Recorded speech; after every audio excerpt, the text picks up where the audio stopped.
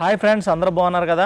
మనకు వచ్చిన మరో ప్రశ్న ఏంటంటే ఏఆర్ఆర్ఎస్ఐ నుంచి లేదా ఆర్ఎస్ఐ గారు ఏపీఎస్పీలో ఆర్ఎస్ఐ గారు ఏఆర్ఆర్ఎస్ఐ కానీ ఏపీఎస్పీలో ఆర్ఎస్ఐ గారు కానీ ప్రమోషన్ విధానం ఎలా ఉంటుంది, ప్రమోషన్స్ ఎలా వస్తాయి, ప్రమోషన్స్ రావాలంటే ఎన్ని సంవత్సరాల్లో సర్వీస్ చేసి ఉండాలి అనే దాని వివరాలు చూద్దాం ఫ్రెండ్స్. మీరైతే ఫస్ట్ టైం కాక మన ఛానల్ని చూసినట్లయితే మన ఛానల్ని సబ్స్క్రైబ్ చేయండి, లైక్ చేయండి, షేర్ చేయండి. ఇక లేట్ చేయకుండా వివరాలకు వెళ్ళిపోతే ఏఆర్లో ఆర్ఎస్ఐ అంటే రిజర్వ్ సబ్ ఇన్స్పెక్టర్ అంటాం కదా.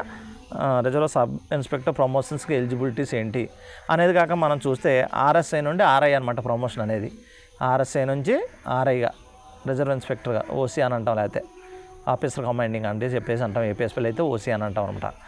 అయితే వీళ్ళకి కావాల్సినటువంటి అర్హతలు ఏంటి? ఒక సిఐగా లేదా ఆర్ఐగా అవ్వాలి లేదా ఓసీ అయిపోవాలి అంటే ఎటువంటి సీనియారిటీ ఉండాలి అనేది కాక మనం చూస్తే ఫస్ట్ సీనియారిటీ లిస్ట్ చూస్తారండి. సీనియారిటీ ఎవరో ముందు ఉద్యోగానికి వచ్చారు, అటువంటి సీనియారిటీ లిస్ట్ అయితే చూస్తారు. తర్వాత గుడ్ రికార్డ్ అనేది ఉండాలి, మంచి రికార్డు ఉండాలన్నమాట. రికార్డు క్లీన్గా లేకపోతే వాళ్ళని కూడా వెనక పెట్టేస్తారు. రికార్డ్ అనేది క్లీన్గా ఉండాలి. మేజర్ పనిష్మెంట్స్ అనేవి ఉండకూడదు. మేజర్ పనిష్మెంట్స్ చాలామంది పనిష్మెంట్లు తీసుకుంటుంటారు. పనిష్మెంట్ తీసుకున్న వాళ్ళకి ఫ్యూచర్లో కూడా ప్రమోషన్ అనేది లేట్ అయిపోతుంటుంది. 7 నుంచి 10 ఇయర్స్, 7 నుంచి 10 సంవత్సరాల సర్వీసు పడుతుంది అనమాట ప్రమోషన్ రావడానికి. 7 నుంచి 10 సంవత్సరాలు సమయం పడుతుంది. ఒకసారి 10 ఇయర్స్ అబోవ్ కూడా పెట్టేస్తుంది. ఎందుకంటే ఈ మధ్యకాలంలో ఏజ్ అనేది పెంచారు కదా. ఏజ్ పెంచడం వల్ల రిటైర్మెంట్స్ అనేవి లేట్ అవ్వాయి కాబట్టి 4 ఇయర్స్ ఏజ్ పెంచడం వల్ల ప్రమోషన్స్లో లేట్ అయిందనమాట. ప్రమోషన్స్ లేట్ అవ్వడం జరుగుతుంది.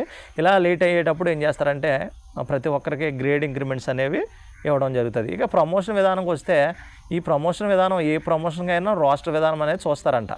ఏ ప్రమోషన్ చూసినా రోస్టర్ విధానం చూసి రోస్టర్ విధానం ప్రకారం ఎవరు సీనియర్ ఉన్నారో, ఎవరు పనిష్మెంట్ లేకుండా ఉన్నారో, ఎవరు మంచి రికార్డు ఉన్నారో, ఎవరు మంచి పనితీరు కలిగి ఉన్నారో అవన్నీ చూసిన తర్వాత వీటన్నింటికంటే మస్ట్ అండ్ షుడ్ ఏంటంటే వేకెన్సీస్ అనమాట. ఇవన్నీ ఉన్నాయి. మంచి సీనియారిటీ ఉంది, 7 నుంచి 10 సంవత్సరాలు సర్వీస్ చేశారు, ఎటువంటి పనిష్మెంట్ లేవు, గుడ్ వర్క్ ఉన్నప్పటికీ అన్నీ ఉన్నప్పటికీ వేకెన్సీస్ అనేవి ఉండాలన్నమాట. వేకెన్సీస్ లేకుండా ప్రమోషన్ అనేది ఇవ్వడం జరగదు. కాబట్టి ప్రమోషన్ ఇవ్వాలి అంటే కంపల్సరీగా వేకెన్సీస్ అనేవి ఉండాలి. ఇలాగే వేకెన్సీస్ ఏర్పడినప్పుడు మాత్రమే ప్రమోషన్ అనేది రావడం జరుగుతుంది. ఏఆర్లో కానీ ఏపీఎస్పీలో కానీ ఆర్ఎస్ఐ ప్రమోషన్ అనేది వేకెన్సీస్ని బట్టి ఆధారపడి ఉంటుంది అనమాట.